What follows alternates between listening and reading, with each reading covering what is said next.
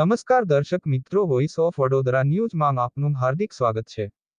વડોદરાના ગોત્રી સરકારી હોસ્પિટલ ખાતેથી બિનવારસી લાશનો શબ મેળવી શિફા ચેરિટેબલ ટ્રસ્ટ વડોદરા દ્વારા હિન્દુ રીત રિવાજ મુજબ અંતિમ સંસ્કાર કરવામાં આવ્યું.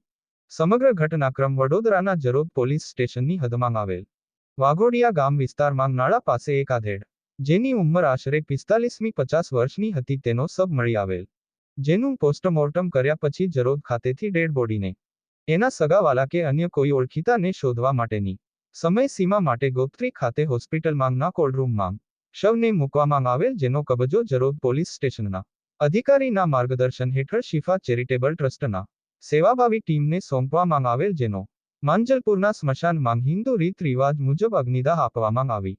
આ સેવાભાવી કાર્યમાં ટ્રસ્ટના પ્રમુખ મોહમ્મદ હુસેન શેખ ઉર્ફે જોનીભાઈ, અબ્દુલ રહેમાન શેખ, અયુબભાઈ શકાવાલા હાજર રહ્યા હતા. બ્યુરો રિપોર્ટ, સુલતાન મંસૂરી, વડોદરા.